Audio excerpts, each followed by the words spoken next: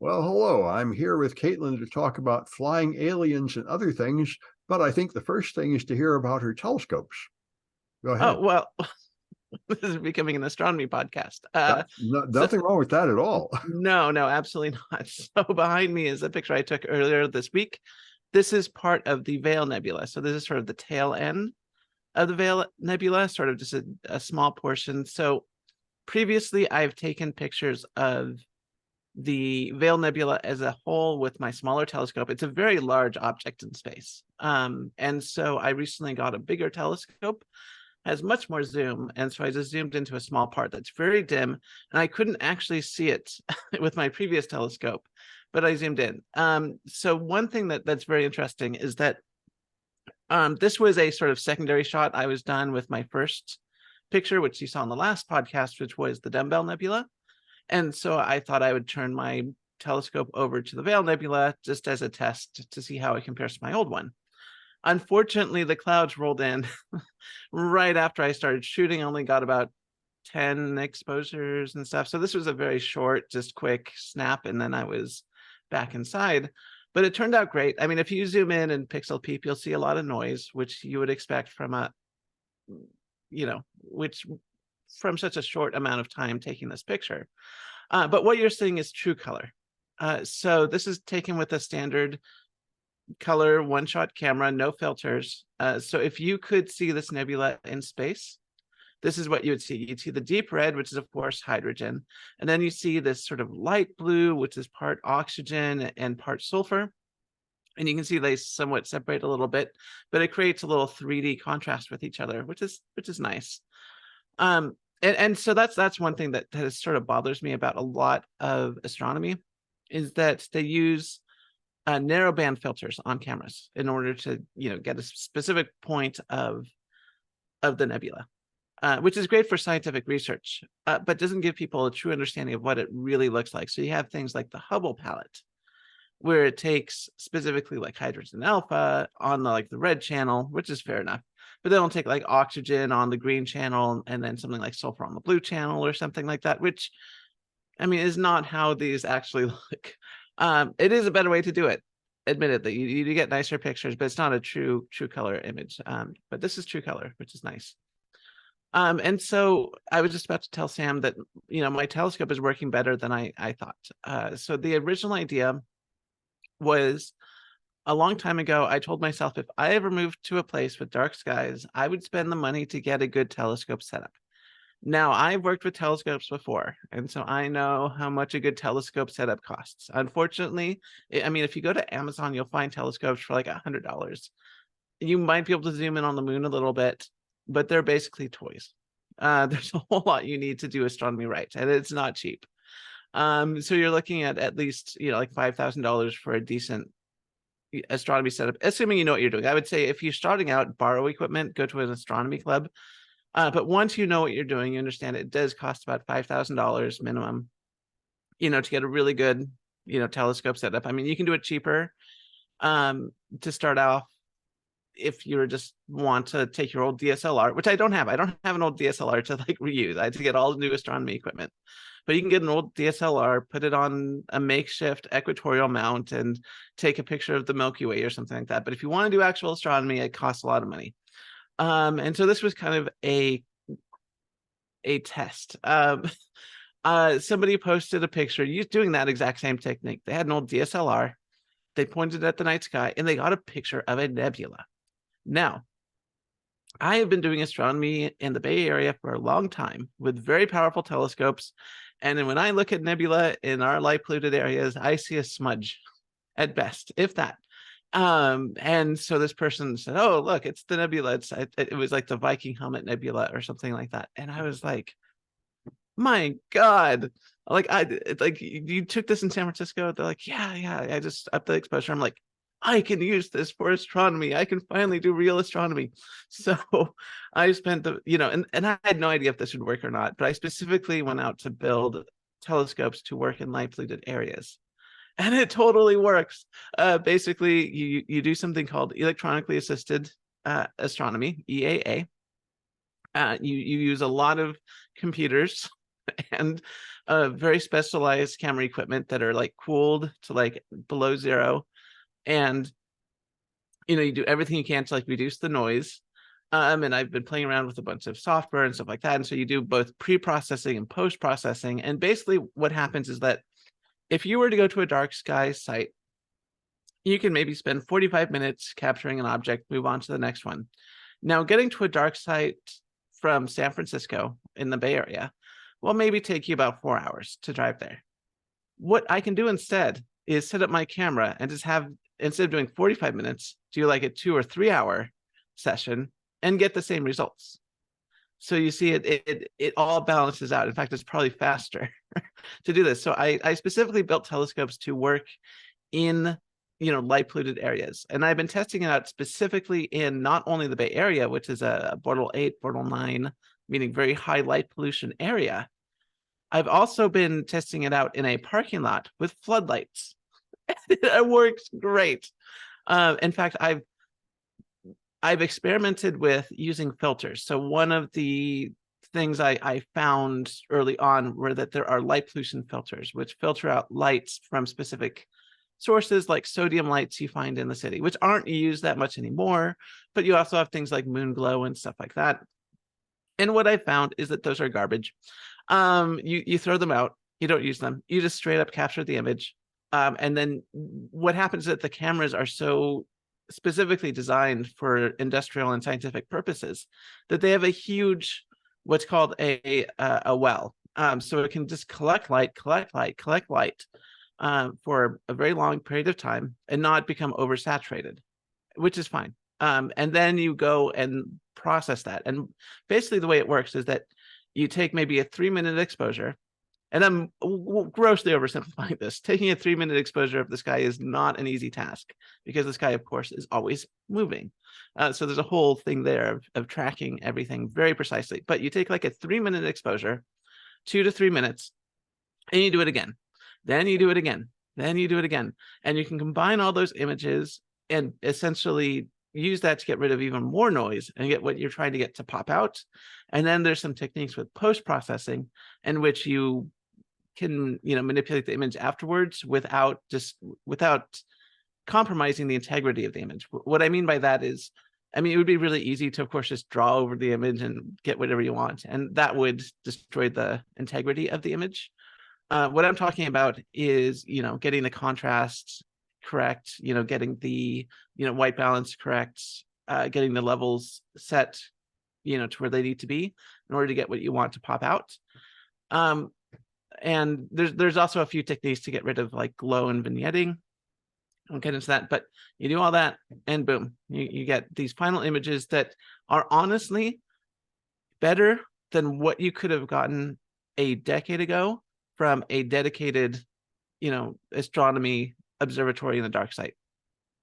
They really are good. Yeah. Anyway, that's what I've been up to the past few months. I've been building this thing and I'm super happy it now works. And I'm currently, as I was telling Sam, I'm building a server rack that goes on the telescope itself because there's a whole lot of processing involved. And currently it's just using a Raspberry Pi to do all that stuff, but I can do better. We can do better. With a NUC or something.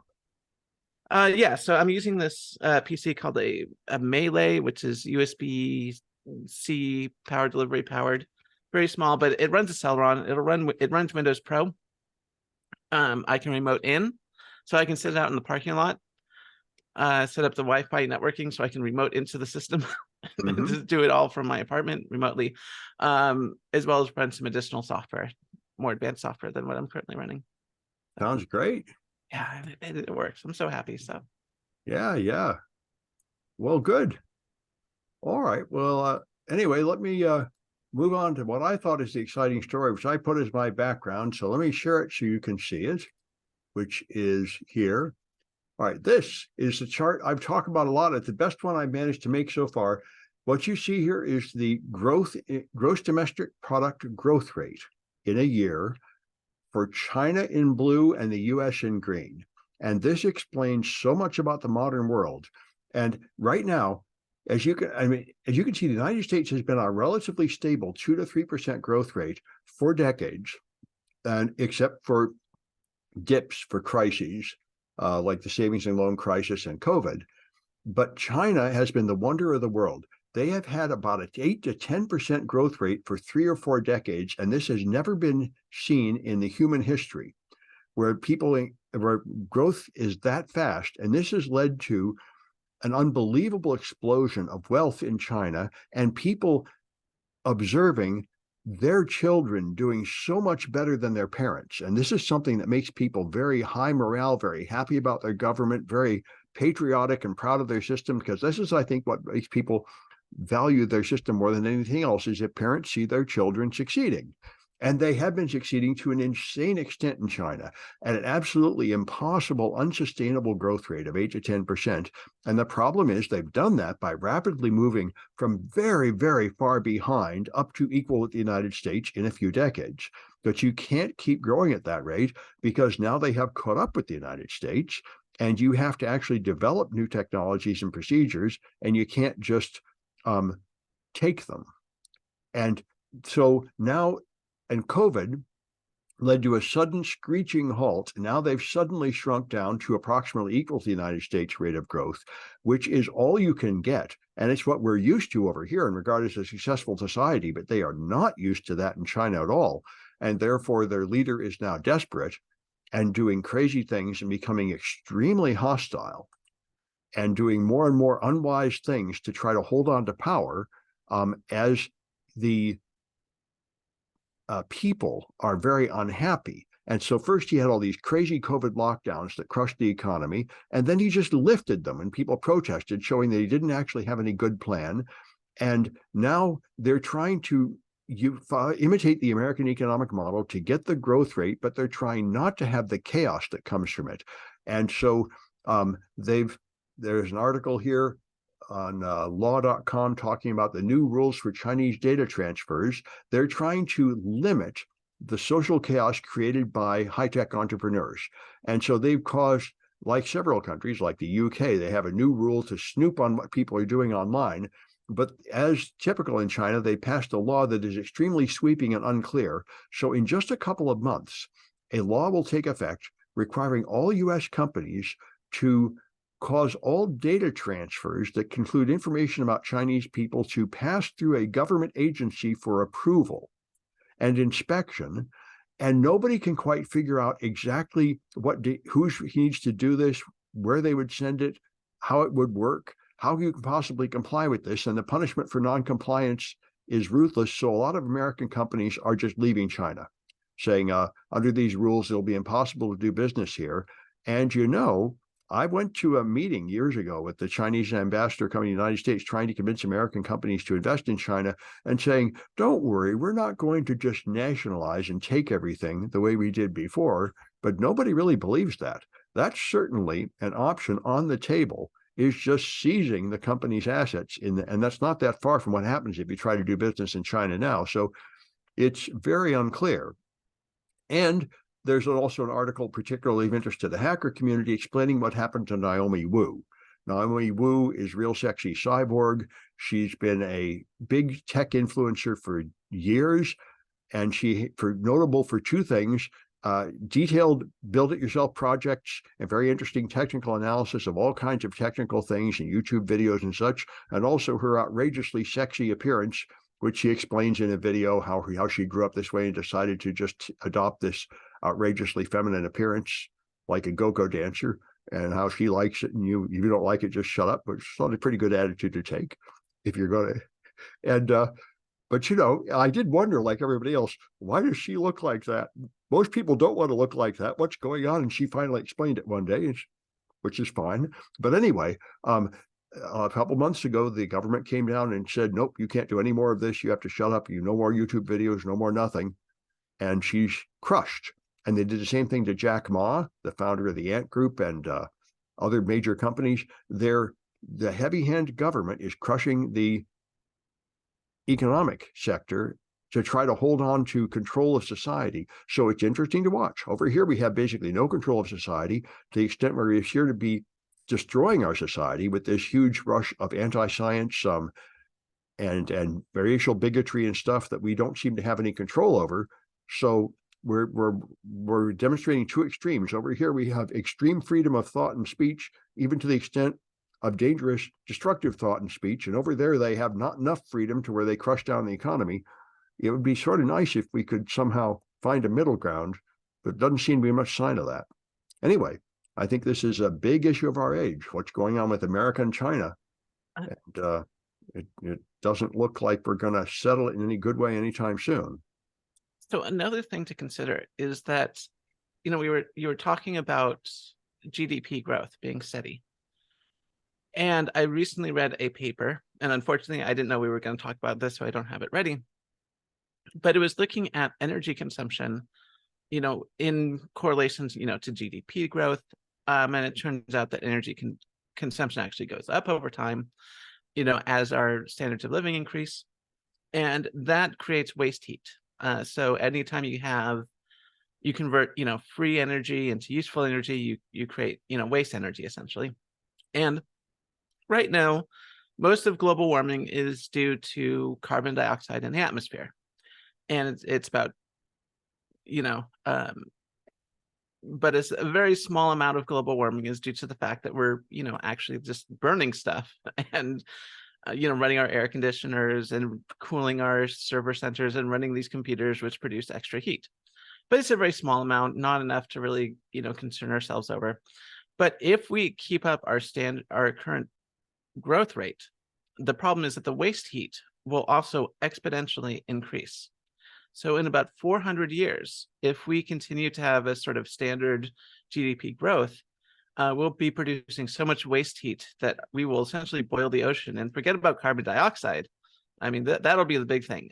So eventually we're going to have to figure out as a species, when do we want to become steady state? Because we can't just keep growing forever. This is not sustainable. Yeah, well, I think on that time scale, I think this is very simple. All you need is a little more wealth and more sexual equality, and we will not reproduce so much. And so our population will fall. I think logically the population should be about 10 times less what it is. And then we would have enough room for everybody and enough resources for everybody. Right, but you still run into the same problem that even with a smaller population with GDP growth, eventually there'll be enough waste heat to create another global climate crisis. All right. Well, you're right. We also have to Yeah. stop this endless growth thing where everybody Yeah. expects more and more and more until everybody has to have 2 cars and 3 cars, and then they have to have their own rocket ship, and then they have to have their own island fortress compound. Obviously, you can't all live like Elon Musk. No. You've got to settle down at some reasonable standard of living, which I think the Europeans show this. Like Right. the European socialist countries, everybody's sort of settled. They don't have this outrageous wealth disparity. Correct. Yeah, so eventually we'll have to figure out when we want a sort of steady state. And it should be sooner rather than later. Like I said, 400 years is the current prediction of when it'll be way too late. So within the next 200 years, we need to figure out, Well, I think it'll happen a lot faster than that because, as I mentioned before, I grew up in the population panic of the Silent Spring in the 60s.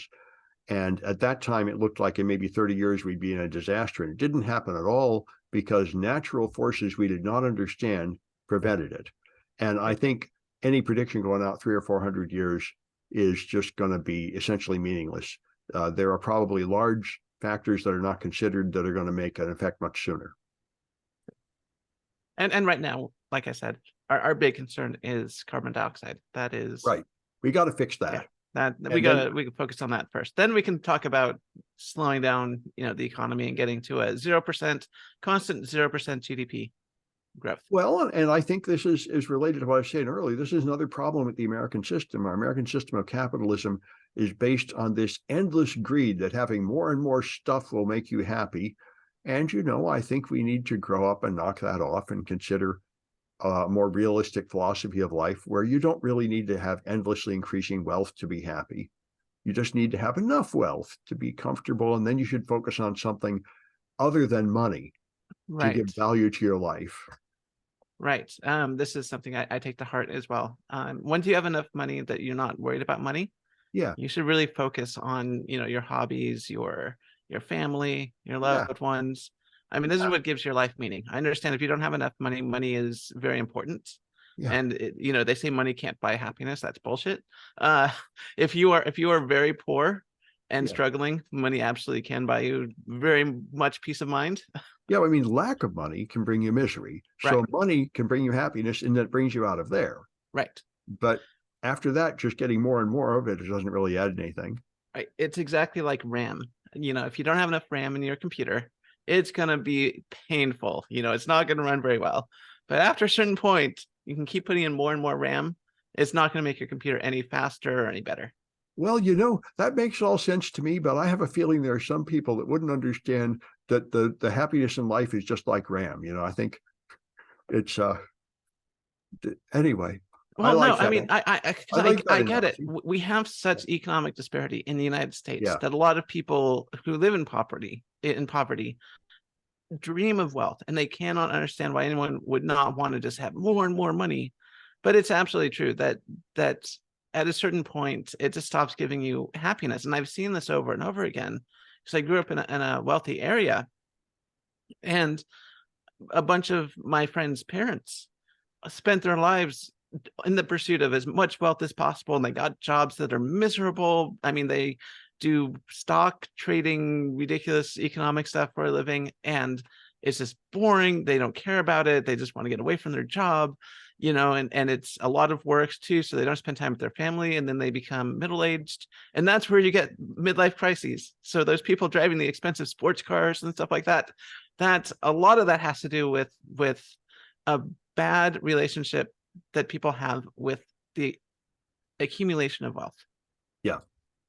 Yep. Very sensible. All right. Well, let me go back to you. You've got the Nazis. Oh yes. Oh, did I even? Yeah. This is my first article. Yeah. What? How far are we in the podcast so far? Oh, about a half hour in. Half an hour. Okay. Okay. First article. Yeah. Yeah. Okay. This Well, that's works. fine. That the articles aren't the only thing. Yeah. Yeah. Okay. So yeah, let me share my article here. So this is from Boing Boing by Mark Frogenflieder. No, no, Frauenfelder. Frauenfelder. He's the son of my thesis advisor, Hans Frauenfelder. I think. Oh, really? Yeah, yeah. Oh, okay. Well, I don't think I ever small met him, world. but I knew his father well. I'm pretty sure he's the son of. I think I heard that. It's not that common a name. Anyway, go ahead. Anyway, yeah, small world. That's amazing. So this is one of the reasons why I mentioned the author. Sometimes this happens. Sometimes you're like, oh, I know that person. As well as I want to give people credit. I don't actually do any journalism. I just read the articles and share interesting stories that other people have written. So they deserve all the credit. I'm just here giving them publicity. So Boing Boing has this color commentary. Yes. So the X Corporation, which used to be Twitter, because they hate having brand recognition and assets. Yeah. Because Elon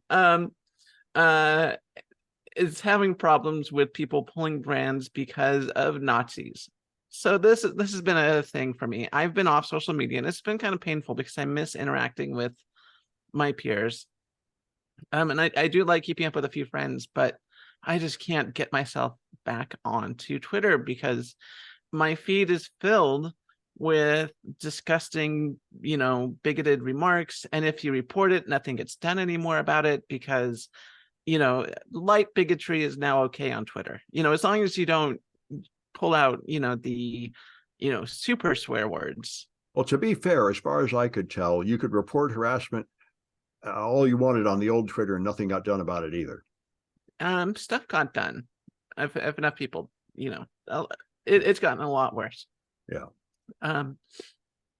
But now it looks like people are leaving Twitter. Not people, I should say, companies, brands. And this is where it will hurt Twitter the most, because when brands leave, revenue leaves, and now they're stuck with the old dilemma of now they actually have to fix the problem, which is exactly what Twitter was doing before Elon took over, and why Elon was complaining about why can't we have all the Nazis? Well, because brands don't like being associated with Nazis for some reason. That's beyond my comprehension, but I like it. Yep. I'm not going to complain. So So brands are pulling off of Twitter because of the lack of content moderation. So hopefully they will stop whatever Elon is doing. Someone has to sit Elon down and just be like, dude, listen, you want to change Twitter to X, fine. That's stupid, whatever, fine. You don't like money, whatever. A lot of us do like money. And at the very least, we need ad revenues, because these companies, all social media companies, including like Facebook, and Instagram and all those sites, they're ad companies. They're not Yep. social media companies, they're ad companies. And as soon as the advertisers start pulling out, that's bad news. So hopefully we'll see some results. And the funny thing is, like, Twitter was saying how they're trying to like improve their brand and make it better for advertisers, but apparently it's just not working. We all know why it hasn't been working. So like I said, hopefully this is the start of some good changes over there. Well, you could argue that media is a vanity press now, like the Washington Post. It doesn't really make much money. It doesn't really need to make money. You just need a billionaire that's willing to support it forever at a loss. And if Musk wants to support Twitter as an alt-right forum for his extreme values at a loss, as just a hobby, it can persist, I guess. I guess, which is too bad, because we really do need good journalism when you live in a democracy. I mean, this is not an option. We do need sites, and I know it's hard to compare Twitter to journalism, but in all honesty, people do get a lot of their news and information from social media, and unfortunately, we all know that's not a good idea. But it would be nice if these companies took their responsibility to society a bit more seriously. But of course, that is not how you get rich, by being ethical. Yeah, well, I find Mastodon quite useful to get news. I get my news links there for information showing social media can be a source of news as long as you treat it like the internet. You realize you want to see links to articles, you want to be able to read the articles and go back to original sources and things like that. So, I mean, it can serve a purpose. And now that Twitter has self-destructed, a bunch of others have appeared. Yep. So in a way, it's all healthy. I mean, if Elon wants to run this as a crazy thing that cannot succeed economically, then it will just become an eccentric vanity project, and the marketplace will produce alternatives for people who are serious about running businesses, and he'll just be an eccentric thing on the side. Yep. Which is not necessarily bad. In a way, you don't want to I don't think anybody can talk sense in him, and you don't really want to offend him, because he's quite valuable with Starlink and SpaceX and the Tesla cars. You would like him to continue doing those valuable things. So perhaps letting him have his Nazi rag on the side is the social cost we have to pay for the benefits he brings. I'm sort of old-fashioned in that I feel that Nazis should be shunned from society, even if they've done good things before. No amount of good deed makes you not a Nazi. Well, we got our space program from the Nazis. I mean, it would be nice if we could just have the good people and expel the bad people, but it's not that simple. It's not, but I'm okay if we say, Elon, go to an island. We don't want to do business with you. Have someone else take over SpaceX. Well, someone else, Oh, yeah, well. And it's not entirely clear to me what Elon did to make Tesla and SpaceX as successful as they are. If you're the CEO or owner of a company that just makes a good product, well, the owner, I should say, not the. I think the CEO does stuff, but if you're the owner of a company that just makes good products, I mean, what exactly have you done other than just invest? I don't know. Yeah, well, this is something, again, I hear a lot from Scott Galloway, and it makes sense, is we really ought to have a board of directors answering to the shareholders, and the CEO should not be like a dictator that can't be fired. And that is not the case in Elon Musk companies. They are just dictatorships, and that does violate the corporate governance structure that is designed to prevent this. So there may come a time when there's shareholder revolt, and they actually depose Elon Musk the way they deposed Steve Jobs at Apple when he started running the place into the ground. That's the way it's supposed to be. The CEO is supposed to be like a president, and they can get kicked out just like a president if they fail to perform. But that's not what happens with Elon Musk, because like Donald Trump, he's so adept at making all the cameras focus on him and making himself into a celebrity that he appears invaluable and irreplaceable. It's a pretty good stunt. It is, but it doesn't explain what he's done specifically to make these companies a success, other than being a celebrity of sorts. No, it's social engineering, Yeah. and it's a way to maintain power. Anyway, so the Risky Biz News has the last couple of cases, the Risky Biz News has had a headline article which they go into in great detail, which is quite interesting. And this time they talk about PowerShell's package repo. I wasn't even aware of this. Apparently, PowerShell has a package repo like NPM, where you can download libraries of PowerShell, which sounds good, but the problem is they haven't secured it properly. The other ones have had supply chain attacks with things like typo squatting, where you have a package misspelled. PowerShell has not put in any of the defenses, which is what you would expect from Microsoft. So you can put in modules that appear very close to real modules, and amazingly enough, there's metadata in PowerShell modules telling you the name of the company that made it, and they allow you to simply clone the metadata into yours and claim to be officially from Microsoft when you're not, which seems like something that Microsoft would prevent. It reminds me of when I was doing Android security audits and I found ways to steal Google passwords from Android apps. And I said, you thought they would have at least stopped that. But anyway, it's an important demonstration, and this was reported to Microsoft, and they ignored it for a while, and then they didn't properly fix it. So it's the second big black eye for Microsoft security lately.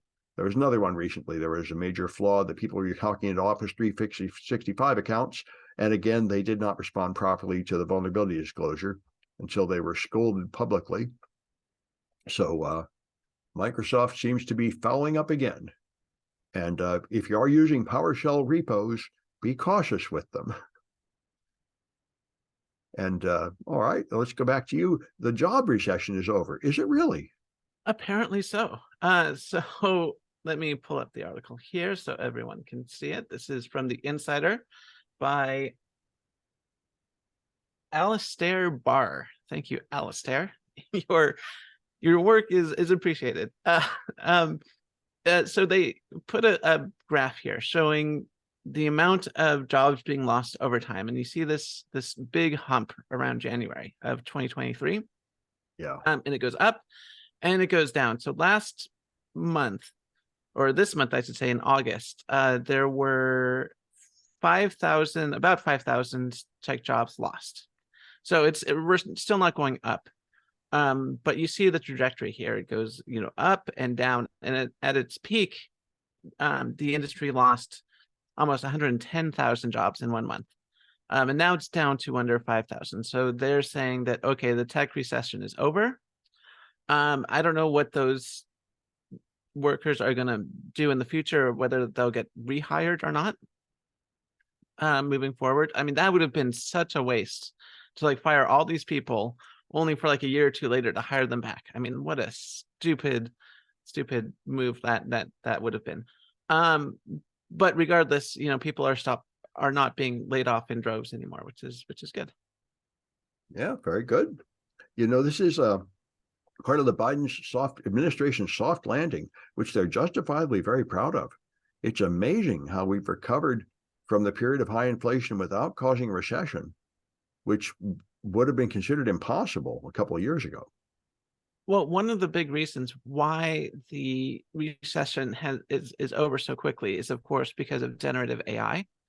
So a bunch of new jobs are opening up, and tech companies are starting to expand into that. So there's this new market, and even the article I think mentions that as a major factor that where these tech companies want now as much talent as possible to go into generative AI. And in fact, I saw another article. Unfortunately, I didn't think we'd bring this up in the podcast. I don't have it available. But if you know generative AI really well, a lot of these companies are paying almost $1 million a year for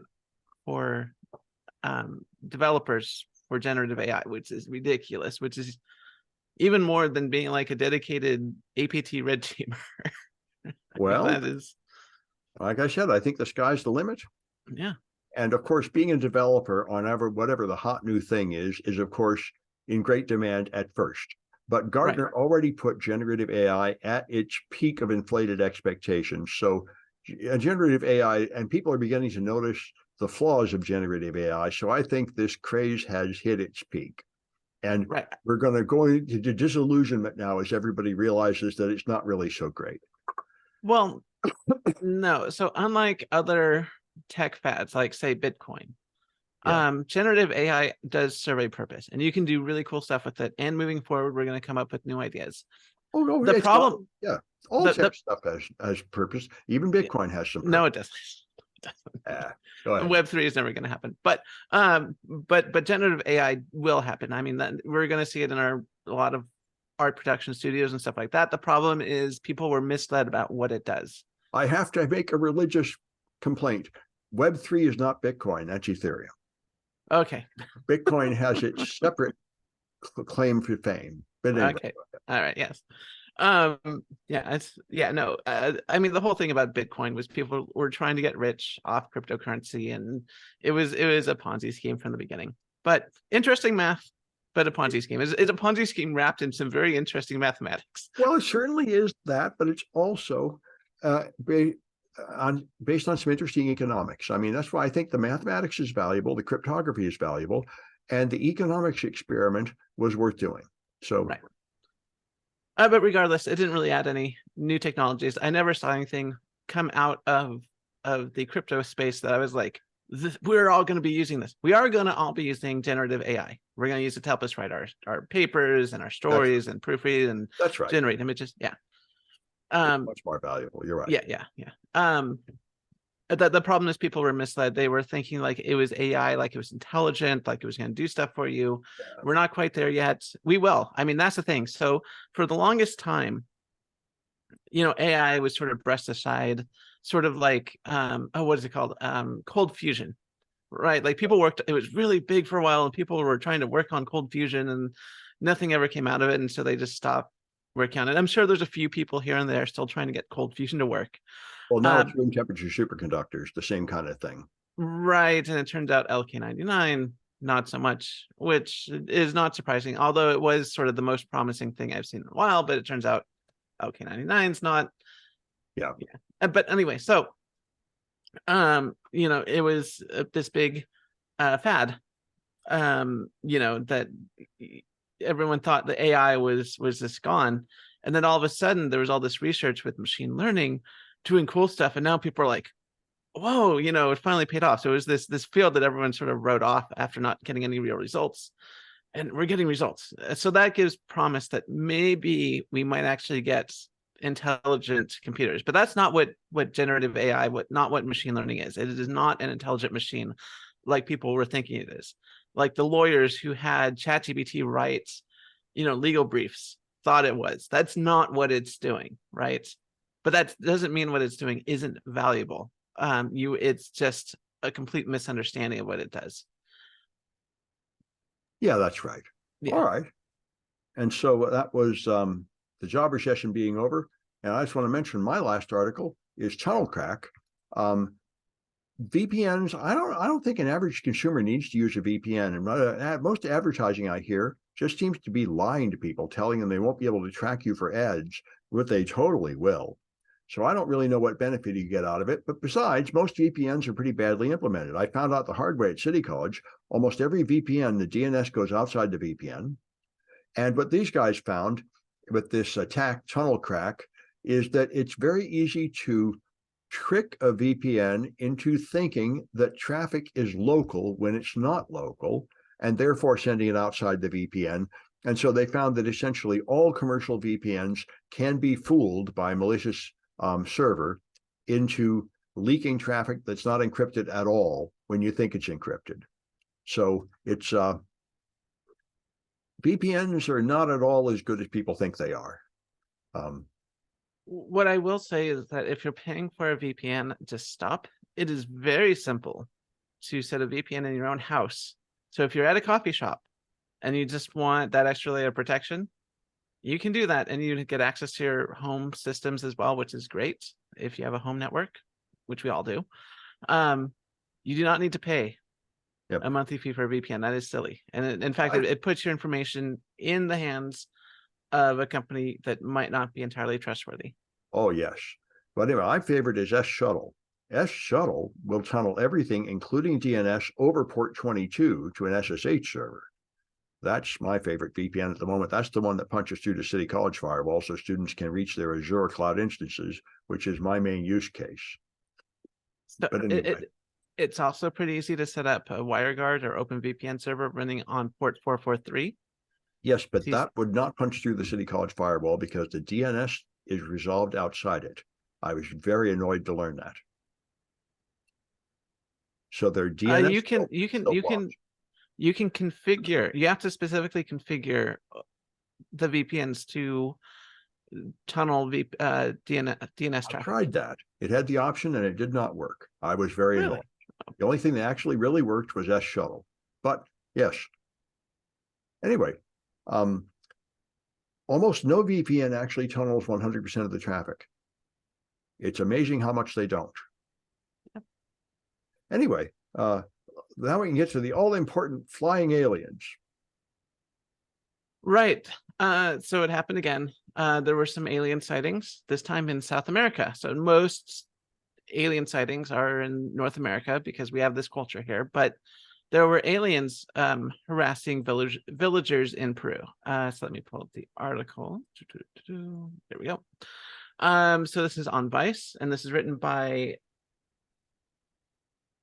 Nathaniel Janowitz. Thank you, Nathaniel Janowitz. And so there were these flying aliens harassing villagers, but as always, they were just illegal miners with jetpacks flying around and kidnapping people, which is just always the case, right? And that's pretty much the entire article. So these villagers in Peru were this is like a remote village in Peru. They were complaining about these UFOs and being harassed. So finally, the government and some investigators came down to take a look. And like I said, it just turned out to be illegal miners with jetpacks flying around. So jetpacks are so practical. Them. You can just buy jetpacks and use them and they work? Sure, why not? Well, I've random criminals in Peru are flying jetpacks.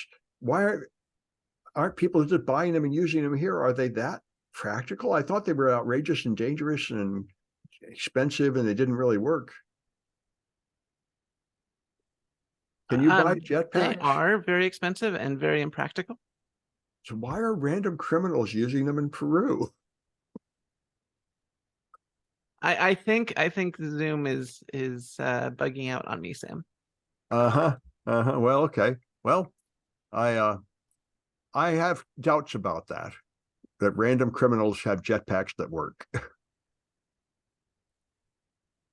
All right. Well, maybe I better end it. I think it's enough for this one. I think we may have lost contact with Caitlin anyway. But we'll are you speaking, Sam? Yeah, well, yeah, and my thing is picking it up here. Are you speaking? I'm going to stop the recording. All right. What's going on, Sam?